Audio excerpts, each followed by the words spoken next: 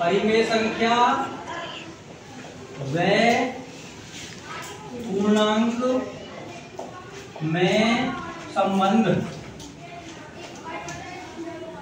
तो परिमेय संख्या और पूर्णांक में क्या संबंध है ये बता दो। पूर्णांक जान दो क्या होता है? पूर्णांक 0 से लेकर अनंत तक और 0 से लेकर माइनस अनंत तक, -1, -2, -3, -4, यानी कि संख्या रेखा पर जो होती हैं 0 बीच में होती है, इधर वाली प्लस की होती है 1, 2, 3 प्लस के अनंत, इधर वाली माइनस की -1, -2, -3 और -1। ये होते हैं ऋण, होते हैं ऋण पूर्णांक, ये होते हैं धन पूर्णांक। ठीक है, तो संख्या रेखा पर जो सीधे हाथ की तरफ होती हैं वो होती है धन पूर्णांक प्लस वाली, और जो संख्या रेखा पर उल्टे हाथ की तरफ होती हैं वो होती हैं ऋण पूर्णांक। ठीक है, तो परिमेय संख्या और पूर्ण संख्या में संबंध बताओ। मैं तुझे क्वेश्चन लिख रहा हूं, क्या सभी पूर्णांक परिमेय संख्या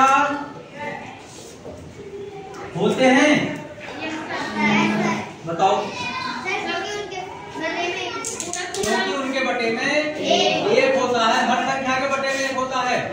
जैसे मैंने पूर्णांक लिख लिया 1, 2, 3, -1, -5, 4, -6, ये पूर्णांक हैं, और 0 भी लिख दो। ये सभी परिमेय संख्या हैं क्योंकि सबके बटे में क्या होता है? 1 होता है। कोई तुमसे पूछे बताइए कि क्या पूर्णांक परिमेय संख्या है या नहीं है, तुम कह दोगे परिमेय संख्या है। क्यों है? क्योंकि सबके बटे में 1 होता है, और ये हमारी किस फॉर्म में आ गई? P/Q फॉर्म में। क्यों 0 नहीं होना चाहिए? बस तो 1 0 थोड़ी है। ठीक है, अब एक अगला क्वेश्चन लिखो, क्या शून्य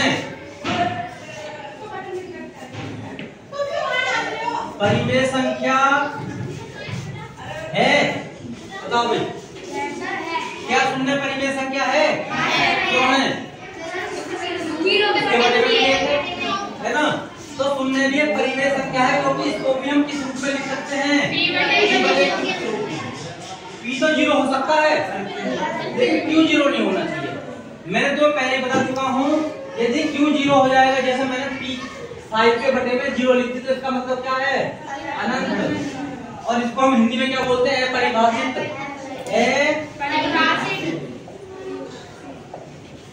अपरिभाषित इंग्लिश में क्या बोलते हैं?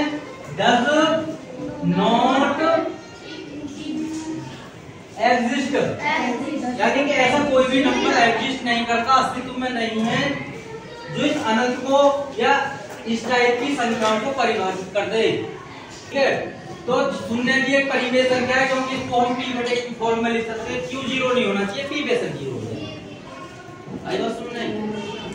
तो मैंने तुम्हें परिमेय संख्या में पूर्णांकों में संबंध बता दिए। कहने का मतलब ये है, जैसे पूर्णांक ऋणात्मक और धनात्मक होते हैं, वैसे ही परिमेय संख्या भी क्या होती है? ऋणात्मक भी होती है, शून्य भी हो जाती है, धनात्मक भी हो जाती है। ठीक है,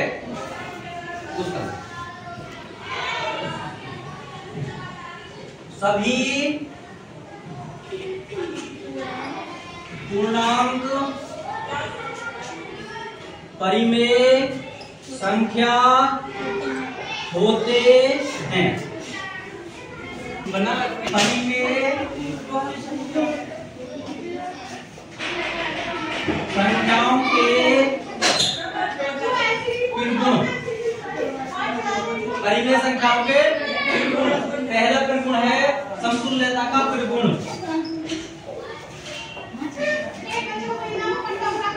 समतुल्यता का त्रिगुण, बताओ समतुल्यता का त्रिगुण क्या है?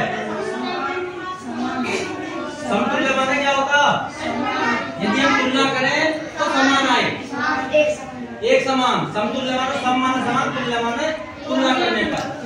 यदि हम दो संख्याओं की तुलना करें तो वो समान आ जाए तो उन्हें बोलते हैं समतुल्य संख्या। बोले क्या है?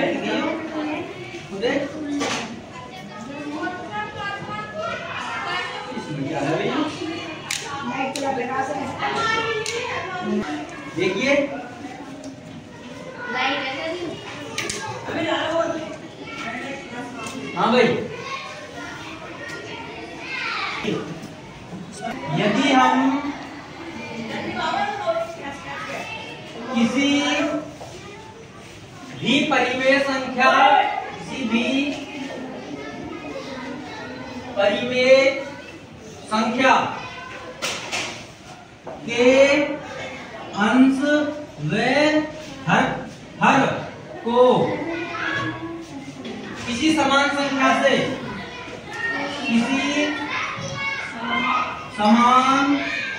संख्या से गुणा करते हैं तो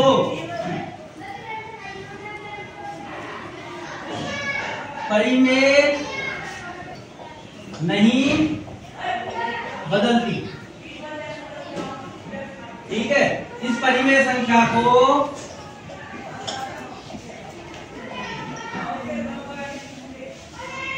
पहली परिमेय संख्या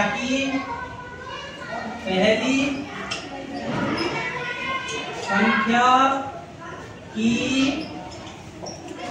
समतुल्य परिमेय संख्या कहते हैं।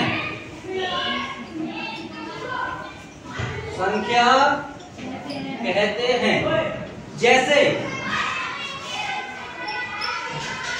मैंने लिख दिया 5/4। यदि मैं इसके अंश और हर में, मैंने केवल यदि हम किसी परिमेय संख्या के अंश और हर में किसी समान संख्या से गुणा करते हैं तो परिमेय संख्या नहीं बदलती। कटने में फिर वही आ जाएगी। जैसे 5/4 के अंश और हर में मैंने 2 गुणा कर दी, इसमें भी 2 गुणा कर दी, इसमें भी 2 गुणा कर दी, तो कितना आ गया? 10/8। 10/8 बदली थोड़ी है, काटने के बाद भी यही है। लेकिन हम क्या कहते हैं, 5/4 की समतुल्य क्या हो गई? रूप बदल गया। लेकिन जब काटेंगे ना ज्योमेट्री क्यों आ जाएगी? ऐसा ही यदि मैंने आपके इसमें 5 की गुणा कर दी ऊपर नीचे, 5/4 में 5 के ऊपर कर दे और 5 के नीचे कर दे, तो कितना हो गया? 25/20। तो ये सारी की सारी संख्या क्या है? सारी की सारी संख्या एक दूसरे के समतुल्य है। जैसे मैं लिखूं 1/2 है ना, 2/4, 3/6, 10/20, 25/50, ये सब क्या है? समतुल्य, क्योंकि 2 से काटेंगे 1/2, ये भी 1/2, ये भी 1/2 और ये भी 1/2। अब इसमें सवाल आने तुम्हारे में कि जैसे उसमें लिखे 3/2 के समतुल्य 4 संख्या लिखो, तो पहले पूरा कर दो 2 की 3 दूनी 6, असल दिमाग में कर दो 3 दूनी 6, 2 दूनी 4। अब का 3 की कर दो 3 किया 9 और 3 दूनी 6। अब का कर दो 4 की 4 किया 12, 4 दूनी 8। अब का कर दो 5 की 5 किया 15 और 5 दूनी 10। अब कर दो 6 की 6 दूनी 6 किया 18 और 6 दूनी। ये सारी की सारी समतुल्य संख्या है, यानी कि जब इन्हें काटेंगे तो हमारा 3/2 ही आ जाएगा। उसका निकला आप समझिए भाई। यदि रागी तू बताइए, यदि मैं तुझसे पूछूं कि 1/2 के समतुल्य कितनी परिमेय संख्या लिखी जा सकती है? अनंत। किसी भी संख्या के समतुल्य यदि हम पूछें कि इस संख्या के समतुल्य कितनी परिमेय संख्या लिखी जा सकती है? अनंत। 1/2 के समतुल्य अनंत संख्या लिखी जा सकती है ना। और इसको नोट करके किसी परिमेय संख्या के समतुल्य अनंत परिमेय संख्या लिखी जा सकती है। ठीक है, कोई निश्चित नहीं है, पूछेगा वो 4 या 5, लेकिन लिखी कितनी जा सकती है? अनंत, कभी खत्म नहीं होंगी। किसी भी संख्या के किसी भी परिमेय संख्या के समतुल्य अनंत परिमेय संख्या लिखी जा सकती है। आई बस नहीं। अब तुम मुझे एक सवाल पूछ रहा हूं मैं, 2 के समतुल्य 5 2 के समतुल्य 5 संख्या और बताओ। सबसे पहले एक हो गई तो हो जाएगा 4/2, 6/2, 8/2, 20/2, 10।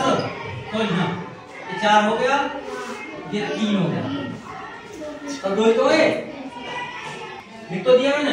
किसी संख्या के समतुल्य बनाने के लिए उसके अनुसार हर को समान संख्या से गुणा करते हैं।